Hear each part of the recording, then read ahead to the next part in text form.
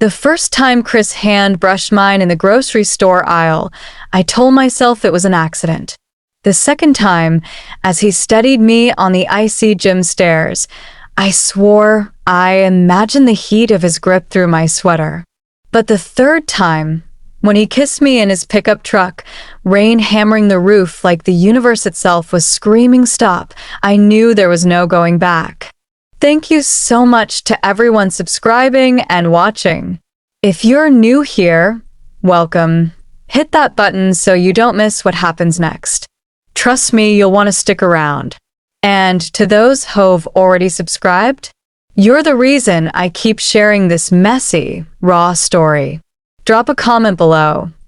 Do you think I deserved what came next? My name is Nancy.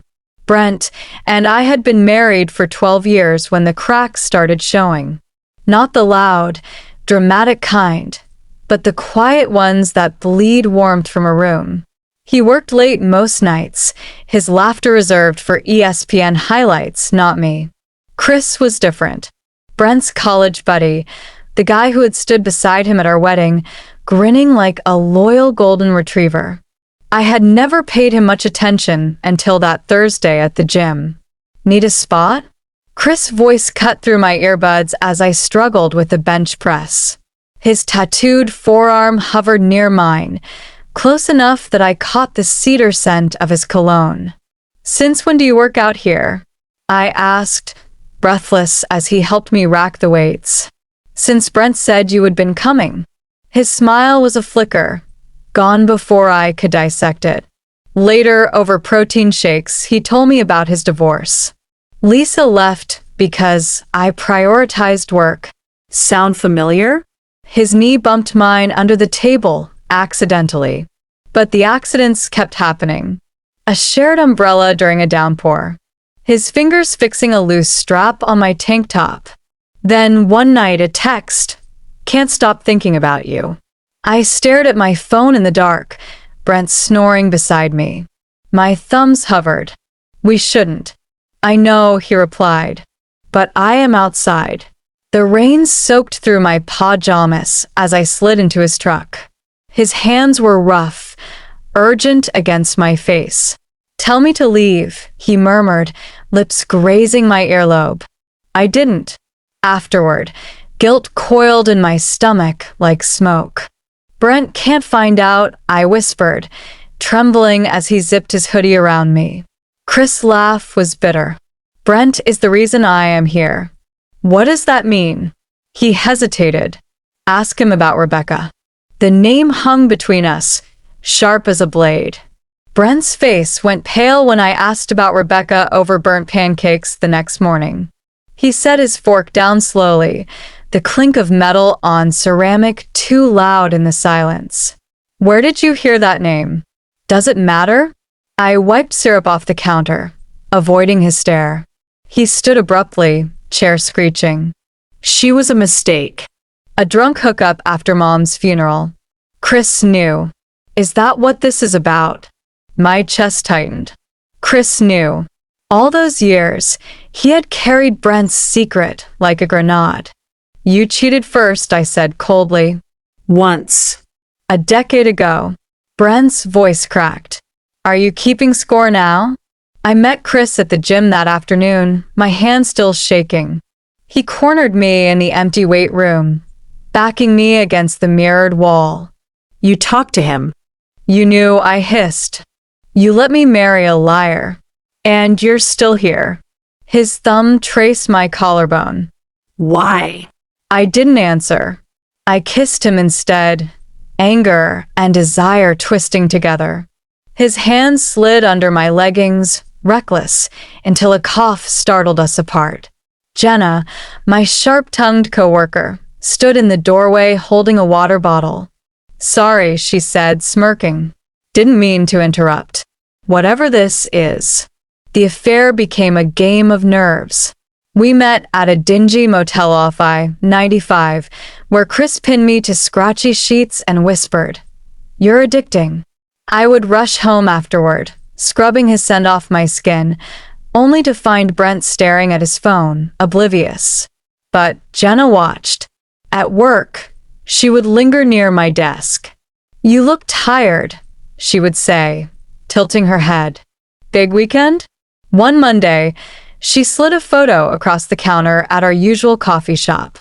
A grainy shot of Chris and me in his truck, his hand tangled in my hair. "Cute couple," she said, stirring her latte. "How much do you think Brent would pay for this?" Ice shot through my veins. "What do you want? You've got two things I don't." She leaned in, her perfume cloying. "A husband who still looks at you and him." That night, I begged Chris to stop. "Jenna's going to ruin everything." He laughed, rough and low, as he pushed me onto his couch. "Let her try."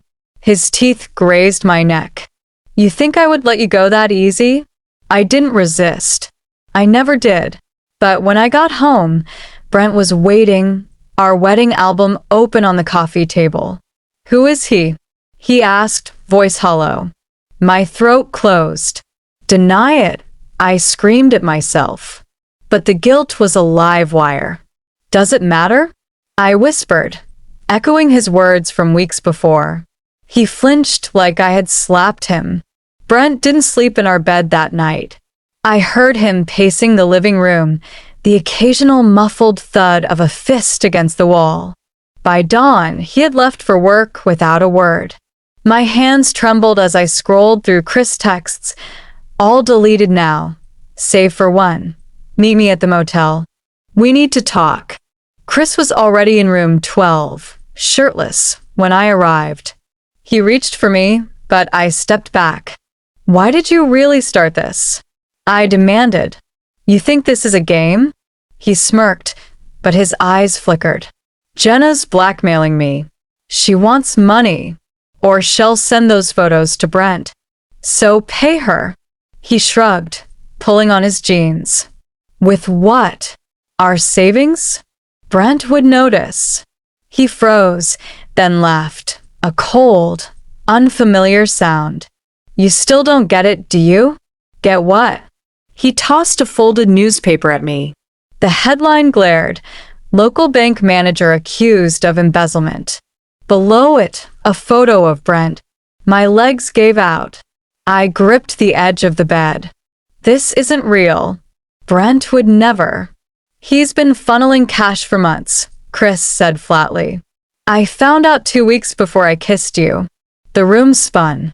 "You used me? To get to him?" At first, he knelt in front of me, hands on my knees. "But then I fell for you." Hard. I slapped him. He caught my wrist, jaw tight. "Brent's the villain here, Nancy. Not me. I wanted to protect you." Jenna called as I sped toward Brent's office. "Tick-tock," she sang. "Transfer $20,000 by midnight, or the photos go viral." "Go to hell," I snapped. "Funny," she said. "That's what Rebecca said too." The name punched through me. Rebecca. Brent's one-night stand. The ghost who had started all this. "Who are you?" I hissed. "Let's just say Brent's mistake had consequences." Her voice sharpened. "A baby." "My baby." He paid her off to keep quiet. Now it's my turn to collect. The line went dead. Brent's office was empty, his desk stripped bare. A sticky note stuck to his monitor. "They know." I called Chris, voice shaking. "Jenna is Rebecca's daughter. She's blackmailing Brent too." Silence. Then, "Meet me at the gym now." He was waiting in the parking lot, duffel bag in hand. "We need to leave. Both of us." "What?" "Brent is in deep. The FBI's involved. If we run," I choked out. "You ruin my marriage, my life, and he'll fix it." He gripped my shoulders. "I love you. Doesn't that mean anything?" A siren wailed in the distance. Chris paled, shoving the duffel at me. "Take this." "Hide it. If they ask, you knew nothing." He sprinted to his truck, tires screeching as he fled. Inside the bag, stacks of cash, a burner phone, and a USB drive labeled Brent's ledger. The cash in the duffel bag smelled like ink and guilt. I hid it under the floorboards of our garage, Brent's old tools gathering dust beside the spot where we had once parked his fishing boat. The USB drive burned a hole in my pocket. I waited until midnight to plug it into my laptop, the blue light casting shadows on the wall. Brent's ledger opened to a spreadsheet of numbered accounts, dates, and transfers. $1.2 million funneled into offshore holdings. But at the bottom, a folder labeled evidence stopped me cold. Photos of Brent shaking hands with a man in a tailored suit, bank statements with forged signatures, and a video of Chris whispering, "Frame him, and the money is yours." The man in the suit was Jenna's boss. 2 FBI agents showed up at dawn. Agent Reyes, all sharp blazer and sharper eyes, leaned against my kitchen counter. "We know Brent didn't act alone. Who helped him?" "I don't know anything about the money," I said, clutching my coffee mug like a lifeline. "But you know Chris Dalton." She slid a photo across the table. Chris and Jenna laughing at a bar, her hand on his arm. They've been working together for months. Chris fed Brent the embezzlement scheme. Jenna handled the blackmail. Neat little triangle. The room tilted. Chris and Jenna. Partners. Lovers? Why? My voice cracked. Revenge. Reyes shrugged. Jenna's mother, Rebecca, overdosed after Brent paid her off to stay quiet about their affair. Jenna wanted Brent ruined. Chris wanted his cut. I drove to the motel where Chris and I had met, the USB drive tucked into my bra. He answered the door shirtless, smugness fading when I shoved the laptop in his face. "Explain." He glanced at the video of himself conspiring, then smirked. "Brent owed me. After college, he stole my startup idea, made millions. I was just balancing the scales. And Jenna? A means to an end." He stepped closer, voice softening. "But you weren't part of the plan. I fell for you, Nancy. We can still disappear. Take the cash and start over." For a heartbeat, I almost said yes. Then I remembered the video, Brent's bewildered face as Chris handed him fake documents to sign. "You're a monster," I whispered. His smile died. "You're no saint. Walk away, and I'll tell the FBI you helped me. Or stay and watch Brent rot in prison. Your choice." Jenna ambushed me in the grocery store parking lot. "Brent had been arrested," she said, leaning against my car. "They found the money under your house. The duffel bag. You planted it." "Correction," Chris did. "While you were busy playing damsel in distress." She lit a cigarette, exhaling slowly. "Erase your new reality. Testify that Brent masterminded the embezzlement, or I leak the affair photos to everyone. Your mom. Your sister. The PDA. Why are you doing this?" "Because Brent took my mother." Her eyes glistened. "Now I am taking everything he loves."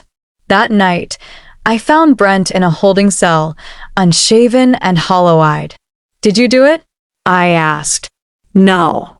He pressed his forehead to the glass. "But I am glad you're here."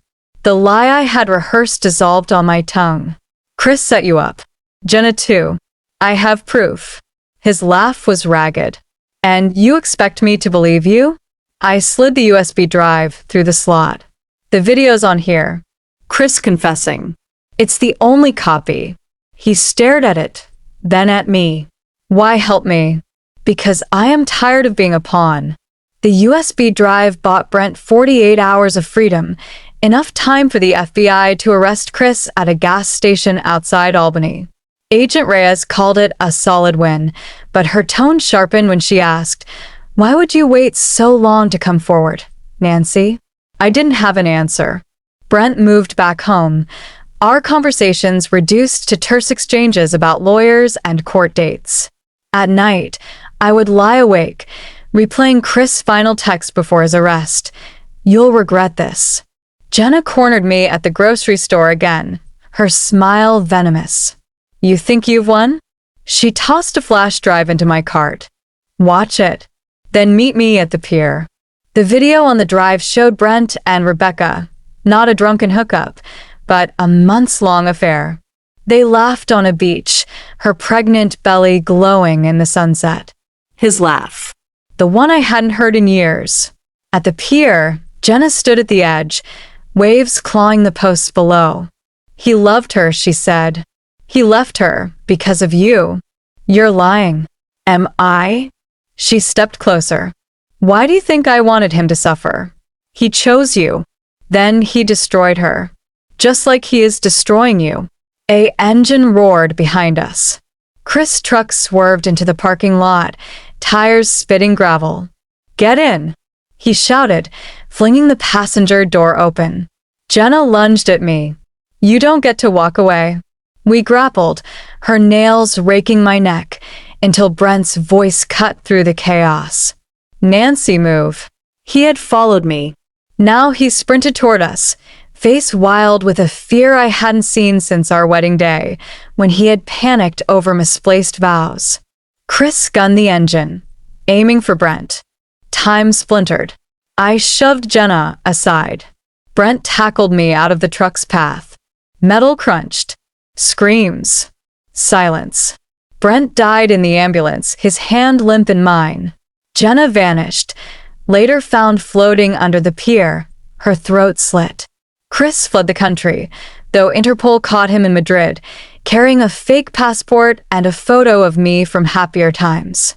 The headlines called it a tragic love triangle. My sister called me a monster. My therapist called it survivor's guilt. But in the end, it was just me. Alone. 3 years later, a knock startles me as I am packing my daughter's lunchbox. Through the peephole, Chris' face, older, harder, stares back. Open up, Nancy. I'll call the police. I serve my time. I want rights to my kid. You have no kid. His laugh chills me. Jenna sent me the paternity test before she died. My daughter. My custody fight. The floor tilts. Liar. He slides an envelope under the door. A photo of me, 6 months pregnant, leaving a clinic. A DNA report. A judge's summons. See you in court, he says. That night, I burn the last box of Brent's belongings in the yard. His wedding band melts into the ashes as I whisper, I am sorry. But the flames don't answer. Thank you for viewing or listening.